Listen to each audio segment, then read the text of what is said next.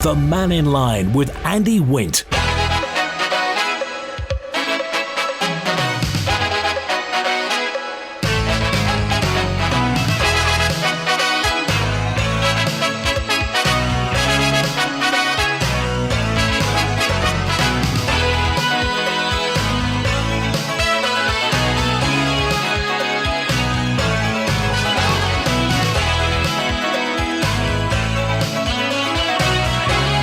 Mannin Line's on today with DEFA, the Department of Environment, Food and Agriculture, existing to protect and enhance the natural assets that we have on the Isle of Man. But there have been issues, there have been problems. Obviously, sometimes there's a tension between environmental protection and sustainable, productive and profitable agriculture. We have to maintain the plantations. We talked about the health of the trees last time we were in. And at the back of it all, we have climate goals, and of course there are economic realities. And Clare Barber MHK is with us, and Tim Cowsill, Chief Officer. Fastamai, hello. Hello, Fastamai, Andy. Okay, so last time we talked quite a bit about the trees, ash dieback and Dutch elm and what's to be done with it. I drove down Faulty Will the other day. It looks a bit like a tree skeleton place. I mean, there are lots of, it may be just the image, but there are lots of... Are there many dead trees on the Isle of Man, Clare? So the work in the plantations is slightly different, although there was unquestionably challenges with tree disease spattered in amongst that. But obviously the plantations were planted as a crop. So having done work post the storms, looked at the forestry management and across the island, what was realised, if we didn't start to actually crop some of these trees soon, we would see the value start to depreciate. So we were very keen to put a proper plan in place. That obviously has led to quite a stark change on the landscape, it's fair to say. And then alongside that, we know that there has been work around tree disease too. So I do acknowledge that that's significant. But what it's given is an opportunity, and we've been consulting on forestry management plans just very recently, actually, from the department. But it's given us an opportunity to look at how we replant and how we make sure that in future, when we have tree crops, we can do that in a way where we protect the perimeters, for example. We put in some different tree varieties that are more resilient for the island, and also make sure we're framing some of the footpaths and some of the walking routes that we know people rely on for dog walking, for just leisure and activities, but also for mountain biking trails and so on, that we've got some great partners out in the community who've really worked hard to develop, but making sure that they're there and established so that when we do future cropping, future harvesting, we're in a position where it isn't quite so stark as it might look now. It's worth restating, of course, the plantations, as you say, are there to crop. I mean, they're not there just for the good of their health and what have you. They are an asset to the department and the Isle of Man. Are these the trees that we see Meseron taking off the Isle of Man at Ramsey? Yeah, those big wagons loads. Yeah, so we see them being taken off island, but I think it's also really important to say that that's the excess once we've taken what we need to service the sawmill on island. Right. So we've worked to develop a contract that makes sure that we're realising the best values for those trees, as they are a commodity crop, and that money then is reinvested through the department, some of it in terms of the replanting programme, but also in terms of some of the other work that we would be doing. And who actually does the replanting? Is it direct labour? So it's a mixture. Some of that's done internally, and some of it we work with contractors. So a big piece of work, and obviously some of the equipment that you need to do replanting on the scale that we're talking about is significant. And I think it's important to say as well, when you look at the plantations across the island, there hasn't been any significant cropping for quite a long period of time. So really we're playing a bit of catch up, and there's been a huge amount of work from the team within DEFA, which I think is really important to give a bit of a shout out over in terms of developing those forestry management plans, both so that we have that confidence for the public to understand what that will start to look like over the next 20, 30, 40 years, but also that will help us with getting an accreditation against our forestry supplies that will allow us to realise a better price. So this is a bit of a two-pronged piece of work. Okay, and just a quick word on tree disease. Who's diagnosing that? Who's treating it? And is there a prognosis? Is there a strategy for the future with those diseased trees?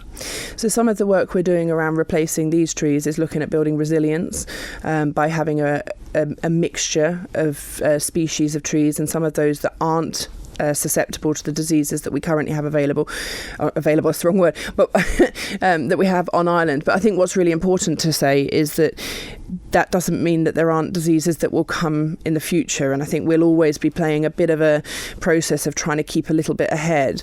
At the minute we're behind, and there is a lot of work, and there's a mixture in terms of who's responsible, which was the point you made. Obviously we have stuff within our own plantations and our glens that sits within DEFA. We know that DOI do work around the main roads and the arterial routes on the island, but there's also a role for landowners in that, and I know there's been a lot of conversation around how we balance that work, make sure that we're providing some degree of support, but in reality there has to be a responsibility that sits with landowners to make sure that their own trees are safe. So all the trees that were taken down around Glen Helen over the past couple of months, was that you or was that DOI?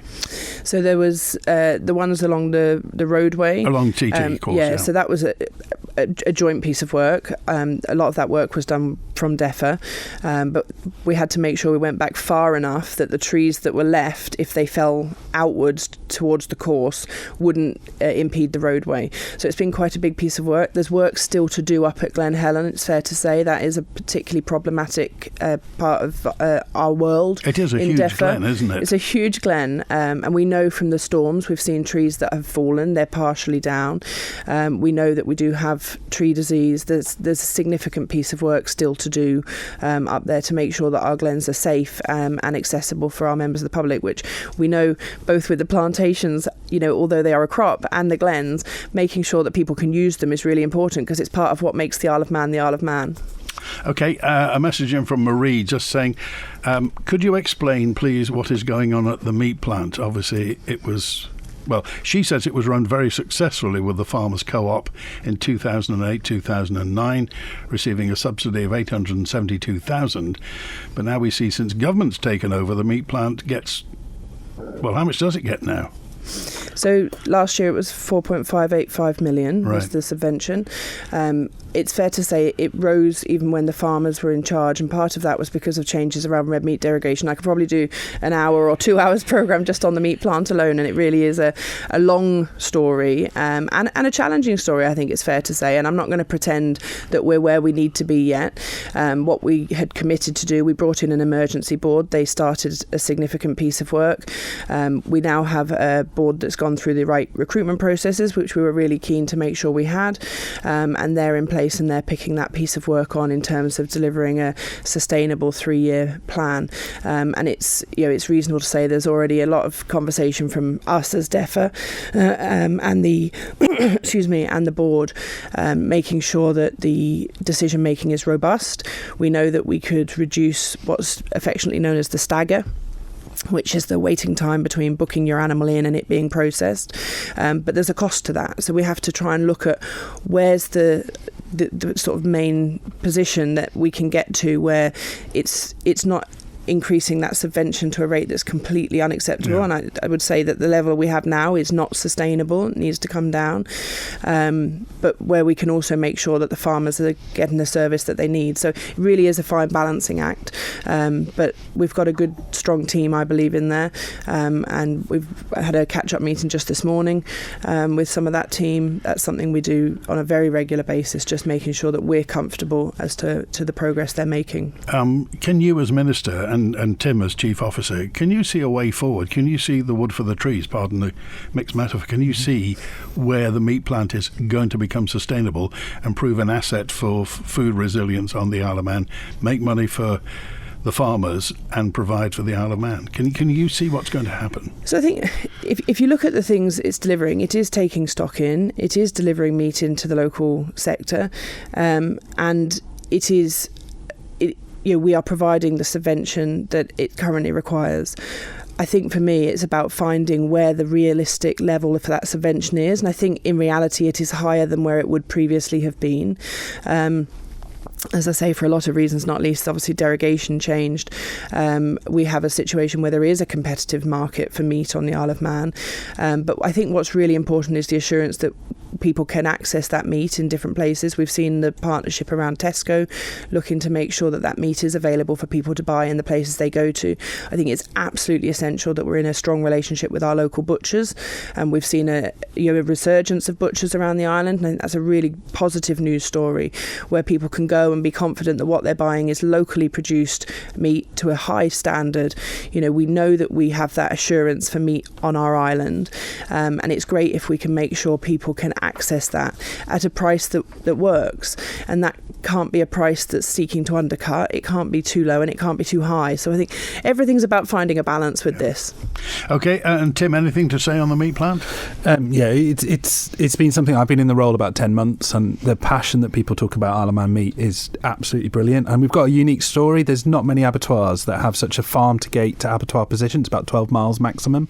So we've got the USP. I think there's something about on-island sales and doing that and taking complexity out of the plant, as Minister said. The plant have got a great relationship with the butchers and with Tesco to take some of that challenge out of the system.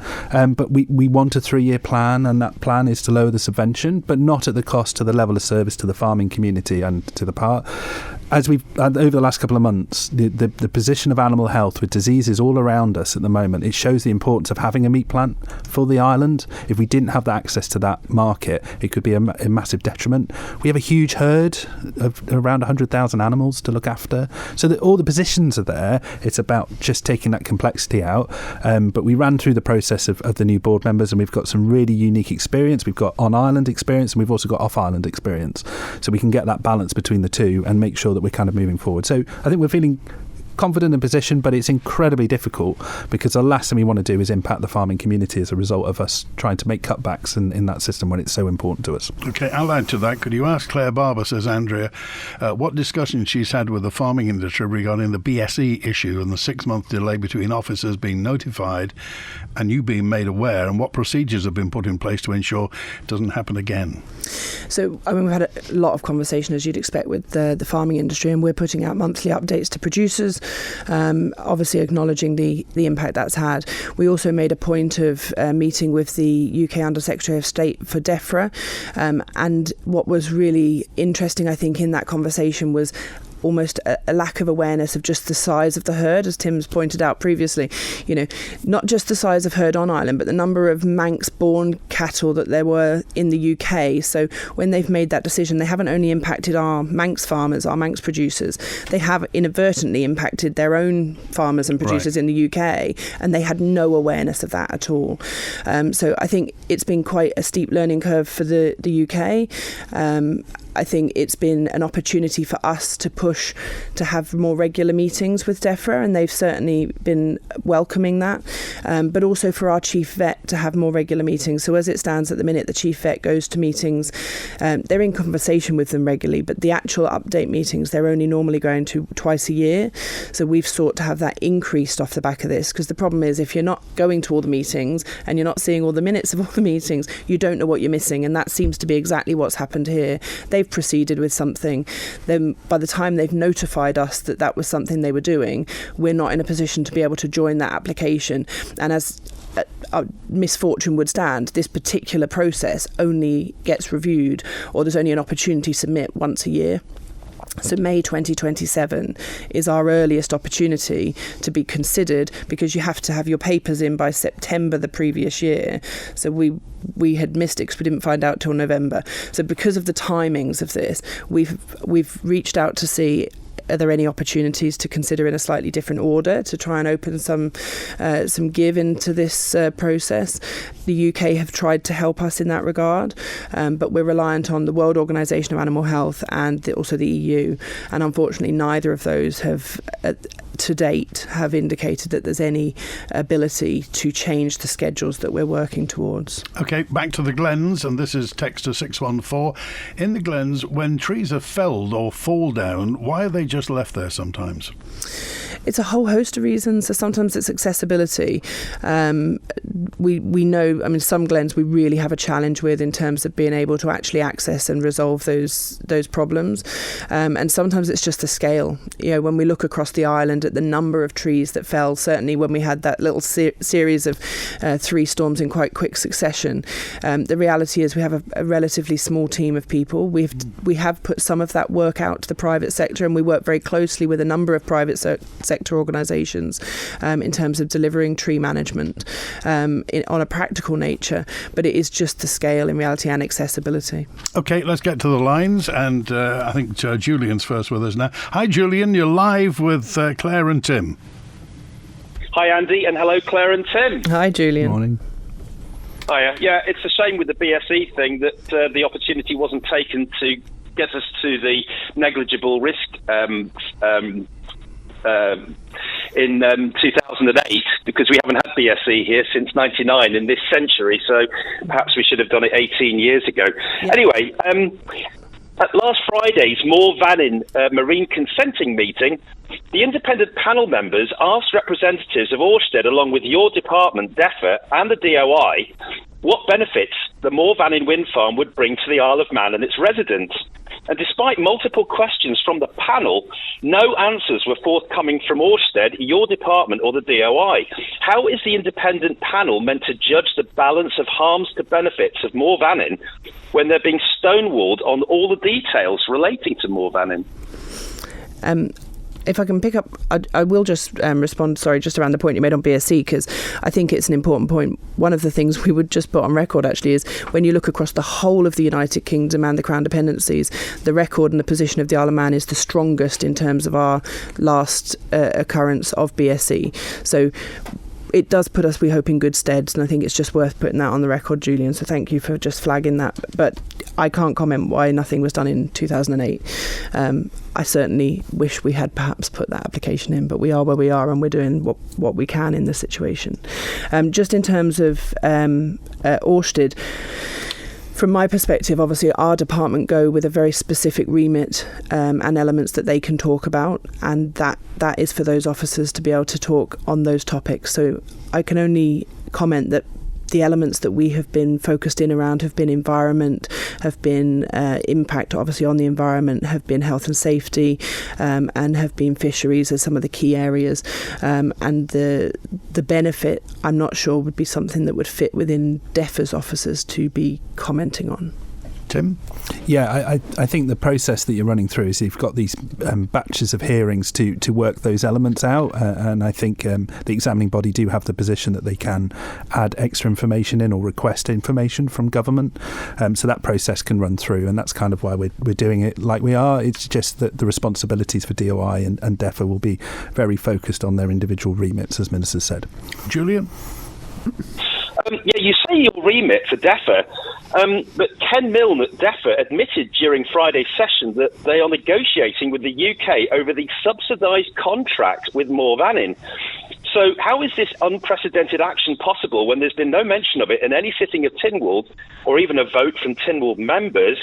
And while I'm mentioning this, finally, the lawyer that's representing the Isle of Man at these sessions, Robert Garden, told the panel that he has no problem with Ørsted's financial capabilities despite their appalling share price. But I noticed that his law firm, CMS Law, has a mission statement which contains the sentence, "From the climate crisis to inequality in line with the objectives of the United Nations Global Compact."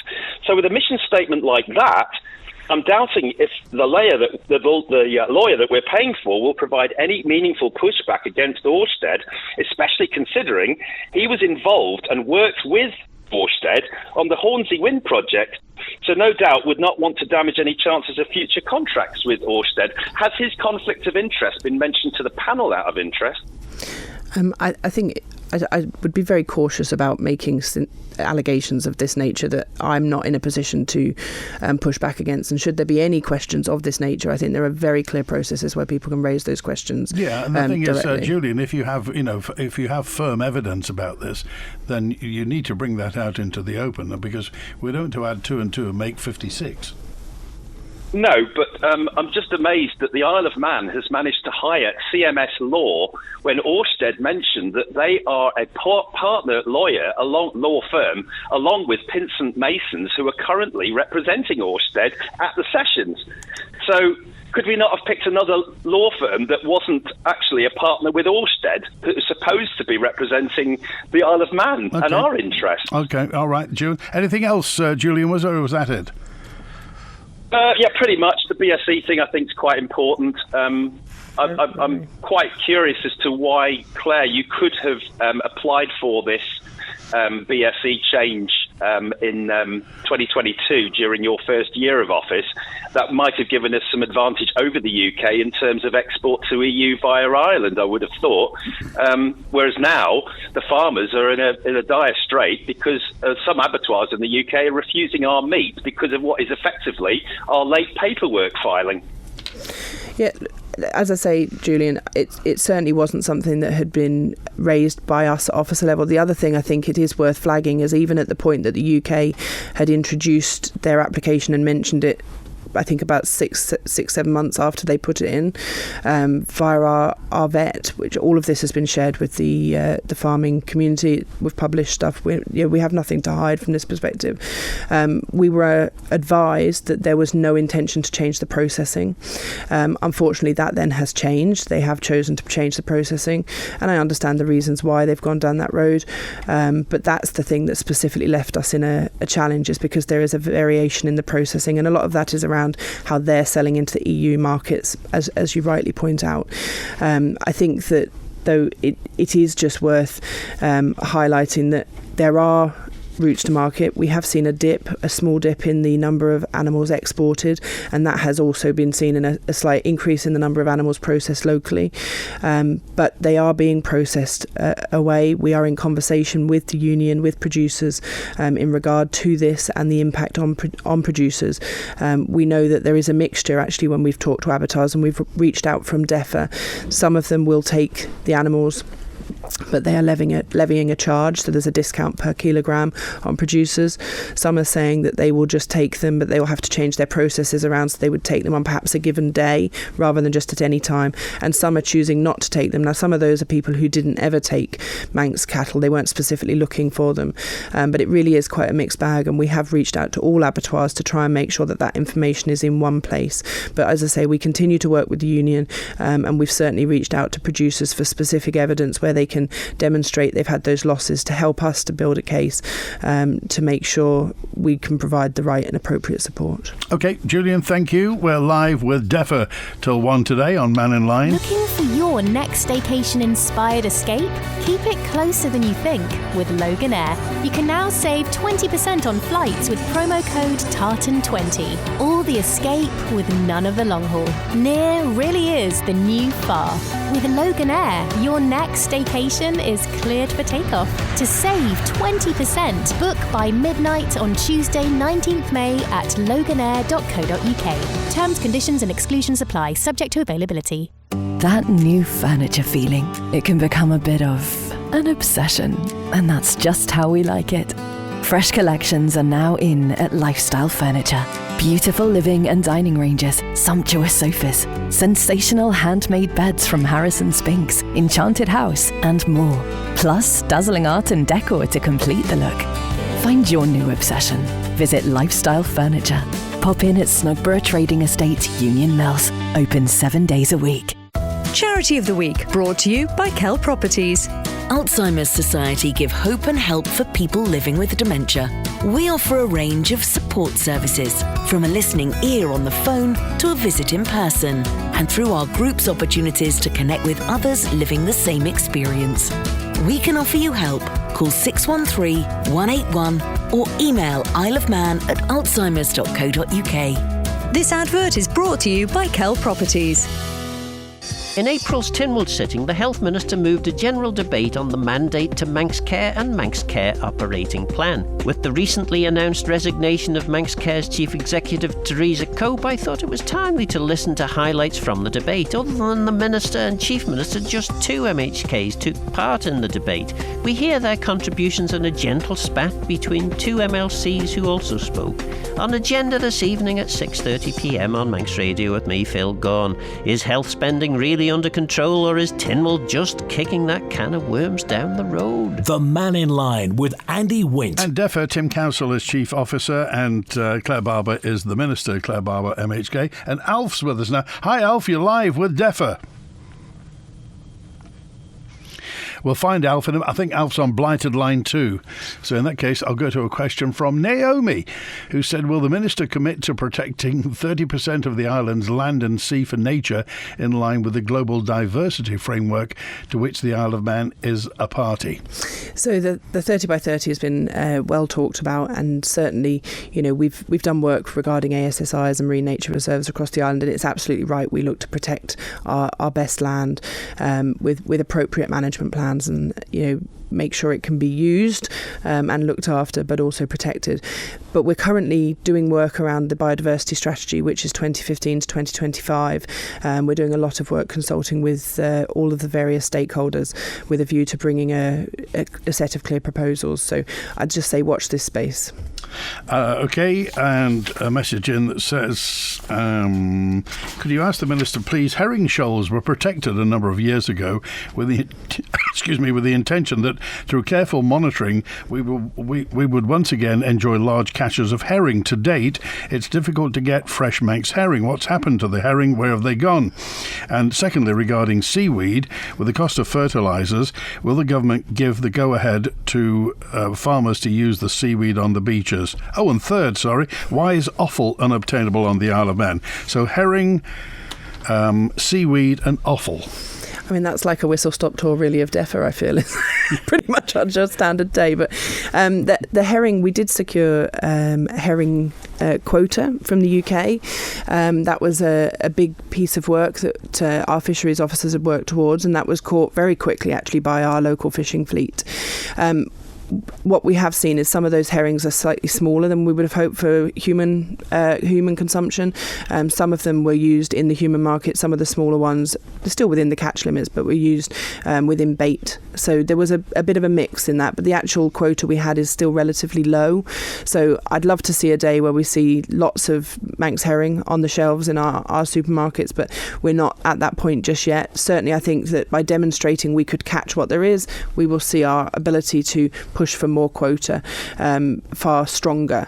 But it's also important we recognise that where those shoals that we're catching are smaller than we had thought they might be, we also work carefully to make sure we don't end up in another overfishing position. So it's always about, again, that balance, and I think that really does sort of sum up the DEFA principle. Seaweed, something that I've had raised by a number of people over the years, some just as landowners, some people with allotments, some people within farming. So we recently wrote out to local authorities. That was the first piece, I suppose, of the jigsaw, just to find out what the current situation is. Some local authorities already have licences issued by DEFA that allow them to allow people to come and get seaweed. Sir Douglas Council, as I understand, is one of those, where people can apply to the council and can come and get seaweed for their use. I imagine that's on a smaller scale than perhaps people would be talking about for big landowners. But certainly in a world where fertiliser prices are so volatile and increasing pretty rapidly, and we know that there potentially could be challenges around getting access to fertiliser, it felt like the right time to do a small piece of work within DEFA to look at the opportunities that exist for alternatives such as seaweed and perhaps other products as well. So we're going to use a STEP student, so it's someone who's essentially working through a graduate programme. They can come and do a short project with us in DEFA just to look very specifically at that, and we feel that's a great sort of project that you can look at and really come out with some outcomes for that in terms of people being able to access. What has been really interesting actually is since we did that piece of work and then Jason asked us a question, I did tell him I think we'd spent more time answering his question than we'd spent on the project up to that point.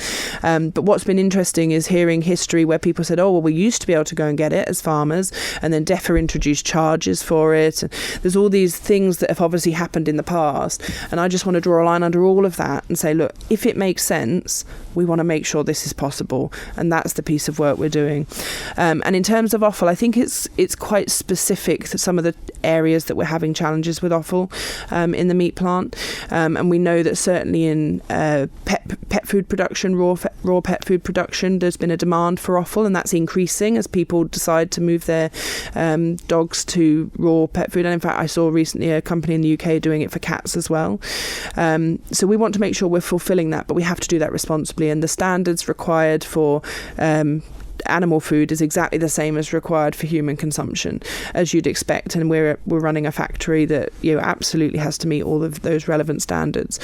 What there has been is some specific challenges, as I understand, in certain items of offal, and there is some work going on with the management at the meat plant to try and work out how we can get that information back to farmers to allow them to then treat the relevant animals to try and resolve this issue. But it's fair to say that work is still ongoing.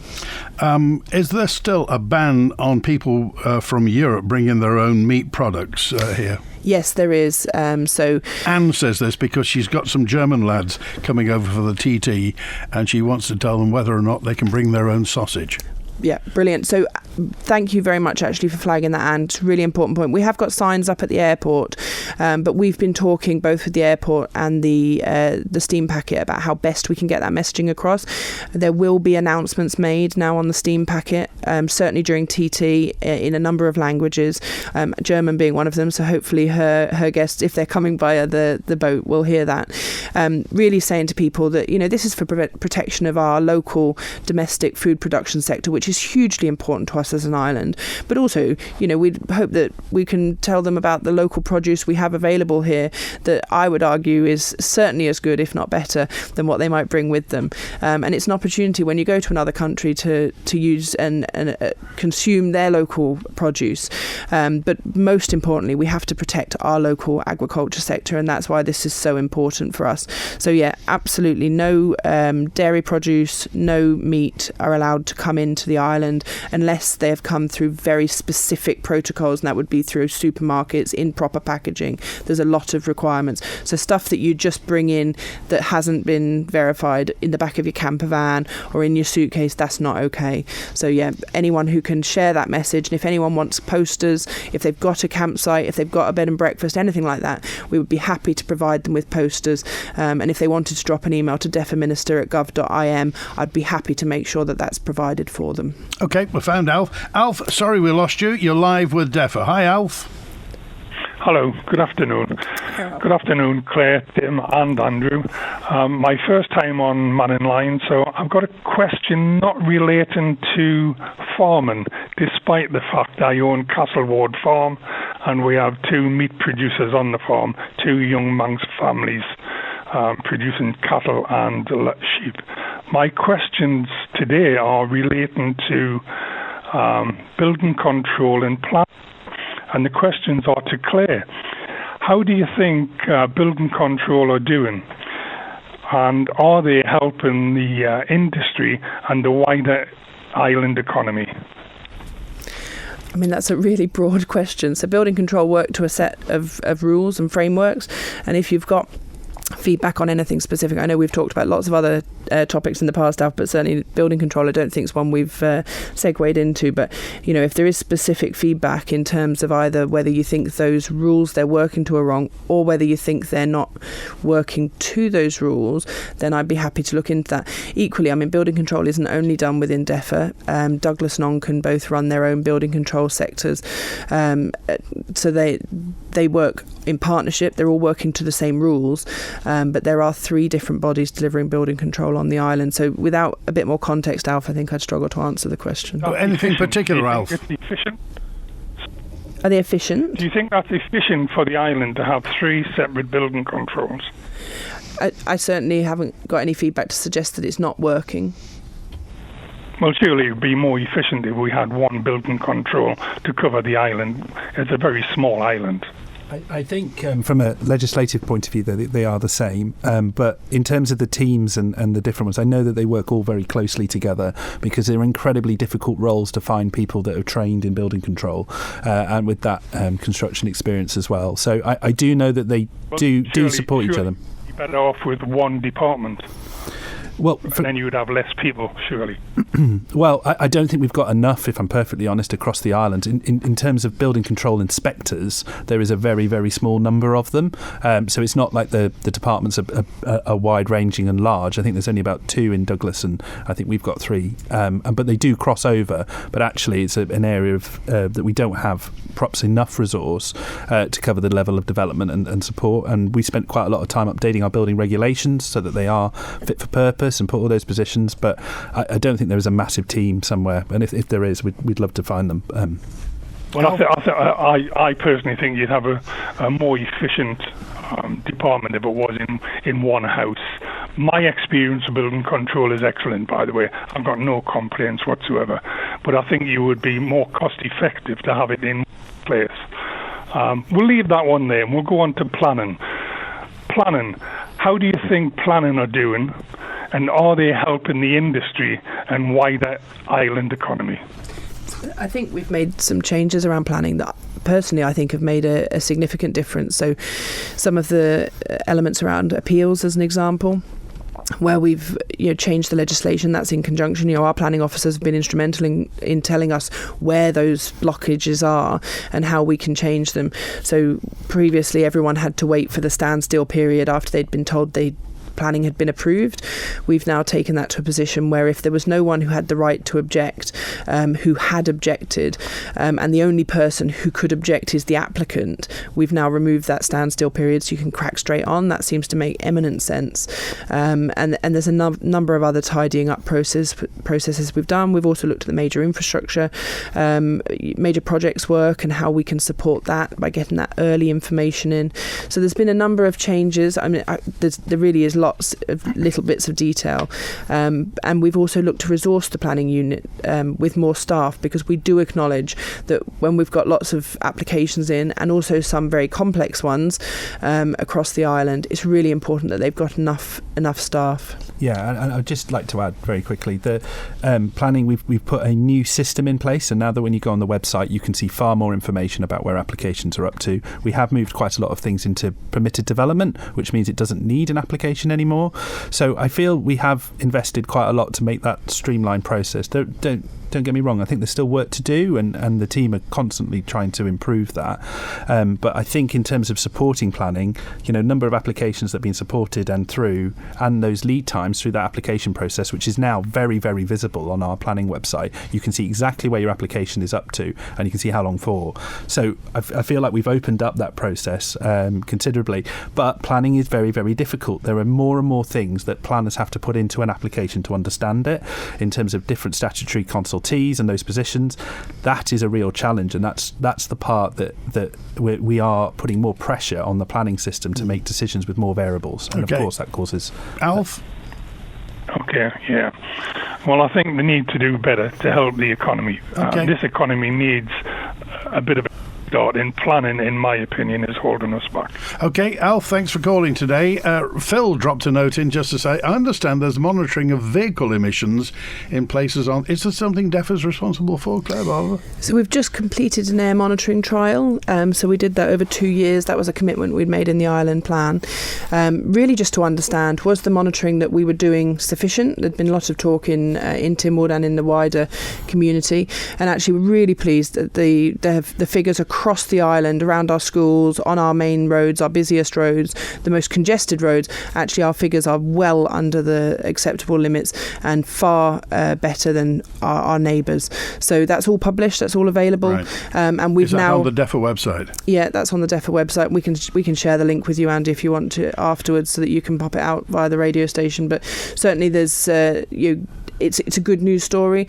And off the back of that, what we've now done is we've brought back down the number of monitoring, because obviously there's a cost to doing that. So we don't think, given the results we've had, we'll continue doing monitoring, but we're going to just do that in very targeted places rather than the big process we did for that 2 years. Okay, and that's for carbon monoxide, sulfur dioxide. What is it for? Everything. It's our air quality across the board, which is very, very positive, higher than the UK, I believe. Yeah. So it's a real positive. But yeah, we won't be doing it all of the time, but we have finished it. But it included emissions from vehicles. It includes particulates, nitrous. It's a really broad set of data, but I say all of that's available, and we'll send the link through. Well, I'd be very surprised if our air quality weren't a lot better than the UK. Anyway, Patricia said, I desperately crave tripe.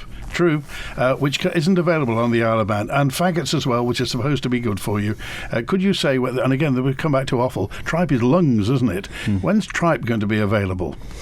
So it's something I've never eaten, but when my granddad was dying, that was the thing he wanted more than anything was tripe. So maybe it's something that I should try.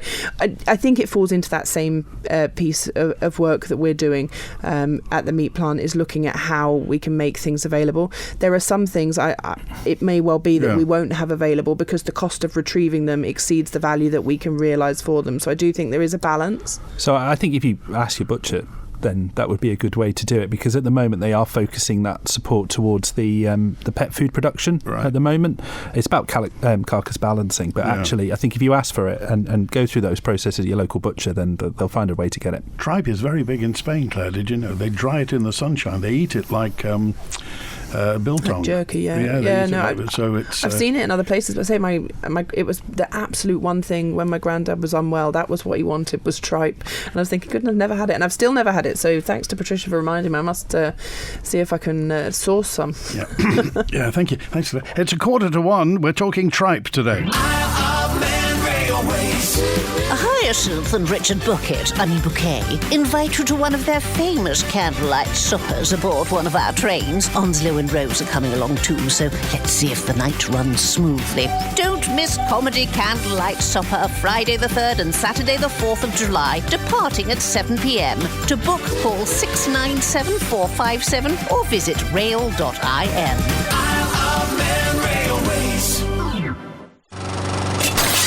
Oh, I don't believe it. Don't believe what? A small stone just flew off and shattered the conservatory window. Oh, no problem. I'll call out Manx Glass and Glazing. Can they fix it? Yeah, Mum's glass shattered and they soon replaced it. Manx Glass and Glazing don't just do the big jobs. Visit Snokeborough Trading Estate for all your glazing supplies and repairs, including broken or failed double glazed units, along with good old-fashioned customer service and product knowledge. Manx Glass and Glazing. You're smashing. Mega offers on Waltons this Saturday and Bank Holiday Monday. Mega offers on in-stock TVs. In fact, offers throughout the electrical store. Come to Waltons on Isle of Man Business Park opposite Robinson's, or check out Waltons online for our latest offers. Waltons Mega offers this Bank Holiday. The Granite Centre in Laxey. For complete kitchen renovations, replacement worktops, and with over 35 distinct styles and finishes, there's a Kuka instant boiling water tap for every home. Call 612287 or visit thelaxeykitchencode.im today. A great night's sleep got even better with Zed's Bedding Store. From quality Bell-Dorm bed linen and mattress protectors, fleece and woven throws, to luxury duvets from the fine bedding company. Zed's Bedding Ramsey, next to Isle of Man Bank. The latest edition of Manx Radio's Breath Mindfulness podcast with Karen Hardman is available now. Imagine you have just stepped into a cool swimming pool. It's a glorious hot afternoon. Brought to you by the Good Health Store on Station Road in Port Erin. This place reminds you that life can be slower, and here, haste is not needed. The latest in the Breath Mindfulness series with Karen Hardman, and available now at manxradio.com. The Mannin Line with Andy Wint. 12 minutes before 1 with DEFA today. Tim Cowsill and Clare Barber, MHK, are with us. Just a couple of comments. Alan said, in the 80s, I worked on a big farm in the south of the island. We used to collect tons of seaweed from Castletown Beach, and we got fantastic crops of spuds using seaweed. So if we're putting up posters and playing messages, this is regarding, what about people with motorhomes who are coming here full of foodstuffs? And they're just comments. And Juan's with us now. Hi, Juan, you're live with DEFA. Load of tripe and an awful lot of talk, eh? How you doing, Claire? I've been told off, by the way, tripe is stomach, not lungs. You must have been listening to our jokes there, Ewan. Yeah. How are you doing, guys? Julian's too close to my notes, actually, on bits and pieces there. But, Claire, I think it must be 3-4 years ago now we spoke about seaweed on this programme, and I've brought it up quite often on here. And it takes a crisis for it to be looked at. And I think the first time I mentioned it was around the Ukraine-Russia crisis, when the price of fertiliser went through the roof. And I had a lecturer in agriculture stay with me last year on the island, and she said, "Why would you not use it? You know, it's shrug the shoulders. Why would you not use it? It's used in Scotland. It's used in many other places." So you know, this conversation I've been going on for years. Why you not? And I do think, you know, with the way things have gone with the meat plants, we spoke about this for many times on this program. It's been brought up, and you brought different groups of people in to try and make it work. And I don't understand what's too difficult about this. I think there's too many bean counters in there and not enough farmers. You know, farming people should be in there. The creamery works far more efficiently. There should be some more farming output in there. I think there's a huge amount of extra regulatory hurdles for farmers to go through now, which is associated with this. Okay, well, Claire Barber, you've talked about the meat plant, but just if you could précis the problem in 2 minutes, that would be great. Look, the board we have now has got people who are financial background, people with experience around abattoirs. We've got farmers, we've got people in haulage. You know, we really have sought to get a broad group of people who've got the skills and the expertise. And of course, the FMA are the co-shareholders on the meat plant, and they represent producers. So they're there, they're at the table. We have the meetings with them, we talk with them, and they have their own shareholder director who sits on the board at the table, and I think that's absolutely the right way. You know, in the future, is there an option to move to a model that's more similar to the creamery?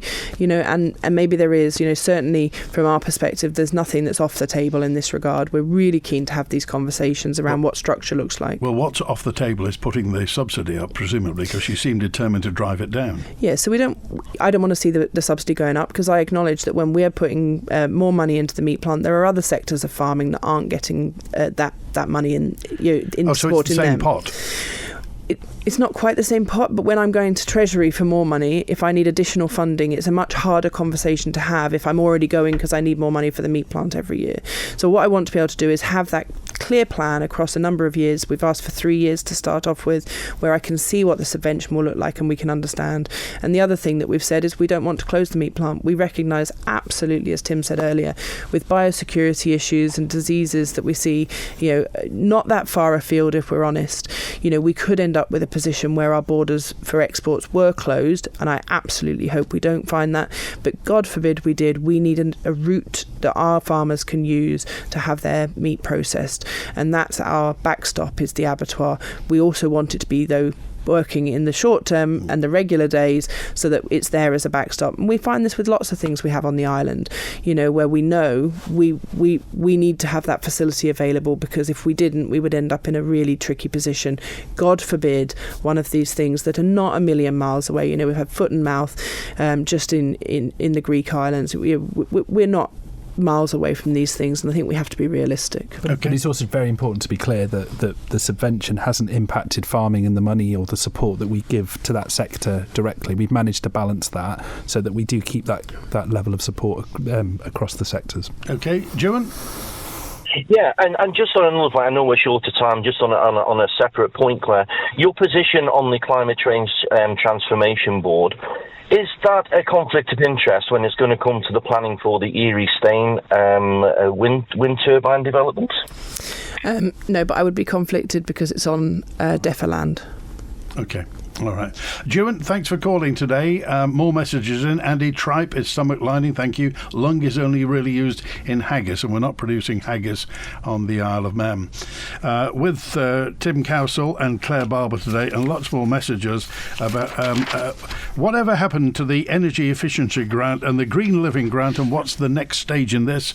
You have 2 minutes, Clare Barber. So, no, a really important question. Energy efficiency, we've actually just put some more money into that to allow that to continue. £100,000? £100,000. That's acknowledging, obviously, the cost of living pressures that people are experiencing, but also that we haven't yet brought that new scheme. Green Living Grant scheme has been closed to new entrants. That's been for quite a long time now, but people who were already in the system are being able to just continue their process to its natural conclusion, to pursue anything that was identified for them.